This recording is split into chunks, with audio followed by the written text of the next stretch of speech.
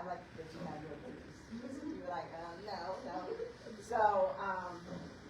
So I stopped questioning stuff because I wasn't allowed. When we were growing up, it was all about just like basically listen to what the adult told you, even through all the stuff that was going on. It was just us just obeying pretty much. And that's pretty much what this world is, just obeying. And when I was on the police department, I was 20 years old when I first started. I was so I got on and I thought, I'm going to be a police officer, and I'm going to help people in my neighborhood, and I always liked youth. Y'all are my passion because y'all are our future.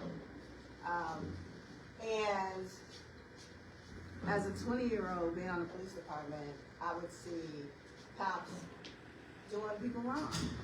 And one time, this one cop, it was a white cop, and I liked him.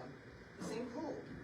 And he stopped this young man. At that time, it was pager, so yeah. Tell me how old that was. It was in the late 80s, early 90s, and he stopped the dude with his pager. And he basically took it for no reason. So because I was young and I just had came on the police department, I was watching and learning, thinking this is a teachable moment, like, okay, I'm going to learn something. And when he took his pager, the guy was like, well, you took my pager. He was like, you didn't give me a receipt or something. And so then he gave him like a little sheet of paper, like this big, and wrote on it, like, I got your pager. And to me, that was funny, him writing, I got your pager on that little piece of paper, but it wasn't funny that he took his pager for no reason. So anyway, he was like, how many times you been arrested? And he was like, I ain't never been arrested. He said, how old are you? He was like, 18. He was like, you're 18? And he looked really confused, like, you're 18 and never been arrested? And the dude was like, no, I've never been arrested. And to me, that hit me, and that's why I remember that to this day, because I was 21. I was 21 at the time. And I was like, why does he think that he has to be arrested? Like, I've never been arrested. Like, and then as time went on, I noticed that the magic number was 16. They were locking our kids up at 16 years old. And that's because at 15, they had to do paperwork, and they didn't want to do paperwork. So because they didn't want to do the paperwork, they would wait till they were 16. But they were taking names. They had these little notepads that they would keep and put names in it, and all of their information. And then I noticed that a lot of young people started going to jail. A lot of young people started killing each other. That was not happening when I was younger. Not like that. You had the gangs and everything, but I don't even really totally remember that. But they were adults and they had a code. You don't mess with women and children. Yes.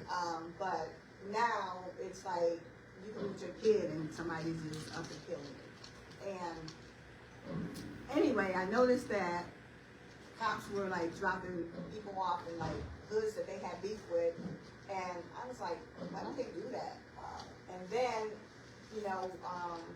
they would take somebody from like let's say this class, let's just say this, y'all hang together, and then they would ride past with one of y'all in the car, and basically they'll start like acting like you were snitching. So I noticed like all the little games that they were playing, and I wasn't with it.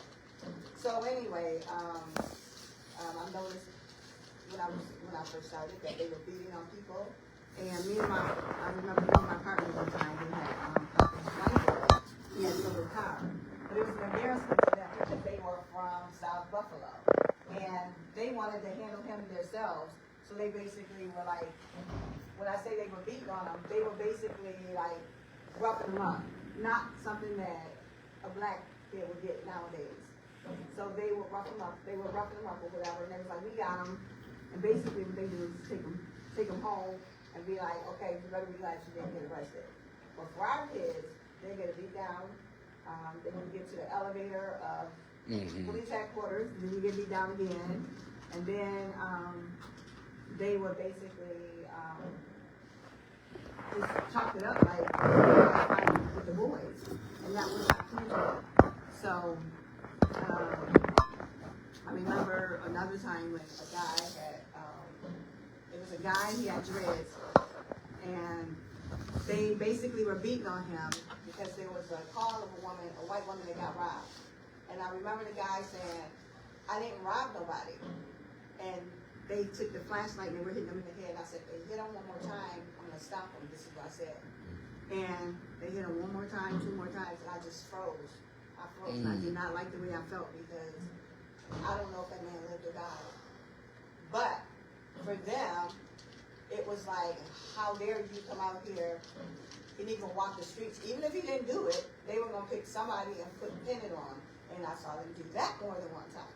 But anyway, so let's fast forward to 2006. There was a call of an officer in trouble, and I basically just went to help the officer, thinking something is going on, and officer in trouble is like the highest priority call. One of the highest, well, that is the highest priority call, because under that, then they'll come and check on you. You know, but point is that I went there, and there was a black cop that walked in front of me, and we were in one-man cars, so, you know, you just roll in your own car. And when we went there, we went into the door together. We went through a side door, and you could hear all the commotion. So when we walked into the kitchen, it was on the left-hand side of me was a young man and a cop standing over him with a nightstick. So then my attention immediately went to the right, because that's where I heard all of the commotion. And then there was Gregory Kwiatkowski, who was a white officer, and he was punching Neil Mack, who was cuffed in the front, which is not protocol, but he was cuffed in the front, and he was sideways and like that. And Greg was punching him in the face. And so then the guy that came in right before me, he basically said, Greg, let me get him, let me cuff him. Let me cuff him in the back. And he says, no, Ms. MF won't listen, or something to that effect. I don't even remember the exact words, but bottom line is that I'm thinking to myself, we need to get him out of here before we kill him. Because there's other officers in there, but I totally blocked them out. I just was watching what was in front of me. And he saw us, and I guess he saw 2 black faces, and he says, they beat me, I can't breathe. They had pepper spray in there, and I know that because the officer in front of me, when he said, let me cuff him in the back, he stepped back and he said, they sprayed that shiggity. So I stepped back. So then he swung Neil Mack, and we just started pushing. I just started pushing the officer in front of me, just thinking like, we need to get him out of here. Now he was grabbing onto the walls and everything, and I eventually asked him later on, after I met him, because I didn't know him at that time, why were you grabbing onto the walls and stuff? He says, if they did that to me in my own house, where were they taking me, and what were they going to do? So I understood how he felt then. But even outside, you know, we were about to go to our cars, and Greg just stopped and just started choking. Now, let me choke you right here. Yes. So anyway, so he basically pulled him down in the crouch position and just started choking him. Now, I was in front of him, but when they got finished telling the story, yes, sir. Right now. Okay. When they got finished telling the story, they were like saying that I jumped on his back, which was impossible because we were face to face, and there was a person between us. There was another cop who had really given me a hard time, and she was like, he's just doing his job. I said, what, killing somebody? And she said that I pushed her full force with my hand. So actually, they changed that scenario and made it seem like I was just the aggressor, and I just came there to kick butt and take names. And that wasn't that's not what happened at all. So anyway, I wound up getting fired, and he wound up getting promoted. And he continued to beat on people, where he eventually went to jail for 4 months. Federal prison for violating 4 young men. That is after he had, well, I don't know before or after, but he had choked the officer on duty, because after he became a lieutenant, then the officer wanted to leave his platoon, and he basically was like, you need to run that by me first, which is not true, but the point is, he choked the on-duty officer, fought another one off duty, had a DWI, all of this stuff. And right now, he has a lawsuit against me, because the attorney I had did not tell me that I had court. And he got a defamation suit against me, basically saying I lied. After all of that happened, all of the stuff that came out, I can't get my city benefits because I owe him $100,000. Get the hell out of here. So anyway. Today? Still today? Still today. Actually, the appellate division in Rochester just ruled in his favor. And basically, I guess the attorney that I had filed something on my behalf, but Barbara Sims, who was she used to be a judge. She was older, so she was for the cause. The point was, she couldn't keep up with that case. It was just too much going on, and so I was like kind of upset with Barbara Sims for a while until I read her profile. Probably about a month ago. That was the first time that I read it. Wow. And I saw all the things that she did, and I was like really proud, and then I understood that she came to me because she wanted to help, but she was, I don't know, in her 70s, 80s. I think she might have been in her 80s. Yeah. And she just couldn't keep up with it. She tried though. But anyway, so for her sake, giving up the $100,000, whatever. It is what it is. So when I say I need the money, yeah, I need the money because I use my money to go and fight on different issues.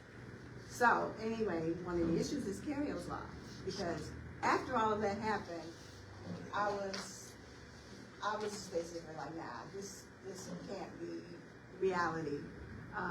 So in 2016, I always try to think of solutions. We all know what the problems are, so I always try to think of solutions. So Cariol's law was my solution. Cariol's law, of course, is my name. It's 6 components the way that it was written, but it's not 6 components the way that it's passed. But the 6 components, I use the acronyms of PAIR. D is for duty to intervene. A is for accountability for falsifying reports. P is for protection for officers who do intervene. A is for accountability for officers who don't intervene. It impacts their funding. And R is for restorative justice. So in actuality, we have a little law that restored my pension because a judge did overturn my firing in 2021. And so now I do have a pension that comes in every month, thank God. But at the same time, Cariol's law was passed here in the city of Buffalo. After George Floyd died, people were like, wait a minute. We want officers to stop this abuse. And then that's how my issue came up again. And that's when they took a look at Cariol's law and passed it. Now it's on the Senate and the Assembly, both have it.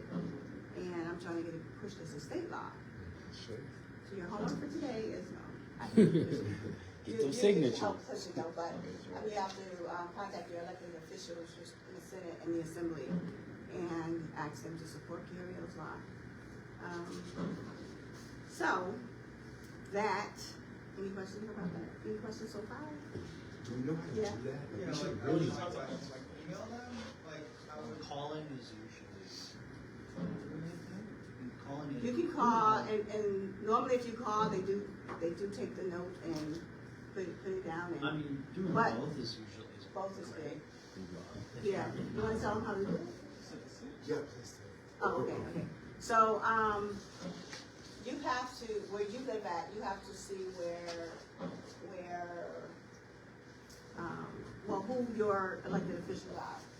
And then you have to call them, email them, write them, text them if you got the number, whatever, just ask them to support Cariol's law. And I went to Albany last week, and they actually, after the correction officers went on strike, I went to Albany because I wanted to advocate for my son. I'll get into that in a second, but that's what I met, the Assembly woman, Waters, and James Sanders on the Senate side, and basically, you know, talked about pushing it as a state law. Now they had it since 2021, but it's 2025 now, so each year they have to get a different number. Now, the last thing they asked me to do was to get on letterhead of different companies that supported it. I didn't do it. And it's like when you're going through this, sometimes it's a lot. Like I have a book called Cariols Law that I've written. But the editing is what gets me because things keep happening. You know, like you know, Sonia Massey, you know, Sandy Bland, Eric Arno. All of these things are happening. They keep happening, and you know, I feel like a lot of this could be prevented. And then I realized, like in 2020, you know, out there saying, hey, ho, ho, police brutality has got to go, and we still got it to this day. Like, what's going on? I said, who are we protesting to? And that is why I now go to the elected officials rather than just going out there. And even though I do like the protesting, for me, that's a healthy way to get that anger out. But at the same time, I don't know who's listening, because even with the Palestinian war, see how many people have been out there protesting? Millions of people. And at the same time, still, it was genocide, still a genocide. And it's the same thing that's happening in our black neighborhoods and our and in our prisons. Now, as far as my son Devin Horne, Devin is locked up for a murder and a robbery that he did not do. But the point is, Devin went out to finesse somebody out of their weed. I'm just gonna be real with you. And the thing about it is, the person he was with, who he knew for 11 days, shot and killed a person. And they locked Devin up for the felony murder, and they locked him up for robbery. Devin was 16 at the time. He's got 18 years to life for a murder that he didn't do. So I am going to advocate for my child, because if I can advocate for a stranger, I'm definitely going to advocate for mine. The reason I think Devin got all of that time, the reason I know he got all of that time, is because I do advocate, and because I do call out what's wrong. We had a, y'all remember Tyler Lewis? You guys ever hear of Tyler Lewis? Tyler Lewis was killed on the UB campus. And it was a white assailant. And basically, the DA knew who did it. He knew he went and cleaned the car. He knew, he says in his press conference, we know who did it. But it was justified. And in his press conference, he says, Tyler Lewis bought counterfeit money to buy drugs. And he kept saying that. Bought counterfeit money to buy drugs. Buying is not robbery. Wanted death either, right? Yeah, so basically, he covered up this murder, and I called it out. And because I called it out, you know, it's not like he found any favor in me or my son. So Devin at 16. Well, at 15, I bought Devin some studio equipment, because this was during COVID. So I figured, I'm just throwing this out because it's bothering me that I got this in my hand. And plus, I feel like I got ADHD. I've not been diagnosed, but sitting down for a long time, I can't do it. So anyway, Devin had the studio equipment, 2020. This is during COVID. And I was like, all right, so I know the kids like music. This will keep them off the street. So I bought the musical equipment, the home studio. And people would come over. And they would bring their friends or whatever. Now, because he's at home, I can see what he's doing. And then he was like, Mommy, listen to this. This is fire. So I'm listening to the beat. I'm like, yeah, I like that. And then I'm listening to the lyrics. And I'm like, Yeah, that sucks. I said, y'all all talking about the same thing. Y'all killed everybody. Y'all had sex with every girl. And so I'm like going over all this stuff, sold all the drugs. I got all the money. And I'm like, y'all need some new content. So I talked them into doing a Black Lives Matter song, which we have time I can let y'all listen to. But the point is that, so he thought it was fire. They thought it was fire. It was something to keep them off the street, and it was their creativity. And basically, that's how I learned a lot of stuff that was going on. And then I was like, whoa. His one friend that got killed, another one got shot, and I never seen so many people dying. So many people, so many of his friends. And he's only 16 at the time. Can't even turn 16. So then I didn't want him to, because the one friend that got shot, he really loved him a lot. So I was like, man, I don't want him to go out here and start picking up like peer pressure or, getting into the streets or going to kill somebody because he's trying to protect his friend, which is anything that we would do for our family. If somebody came at him, we gonna all try to protect them. So I lied to him and I told him that his dad had cancer. I was like, Devin, your dad got terminal cancer and you need to go to Texas and be with him. So Devin said that he called his dad. Because I called his dad and I told Devin you got terminal cancer. I said, I know I was wrong, but if he called you, can you just pretend like you do so that I can get him out of here? So he called him, he told him no, he didn't have cancer, and I was like, well, come on. Just go with it. I said, Devin, he just doesn't want you to worry. You should really go spend as much time there as you can. And so he went, as soon as he got the plane, I told him the truth, and he was so mad at me. But then, his dad left him in the house like he was a pet. Gave him food and just left, and just was gone. My thing is, 16 years old, he can handle that. But Devin went to the store. Dad, for money to go get food, he would go buy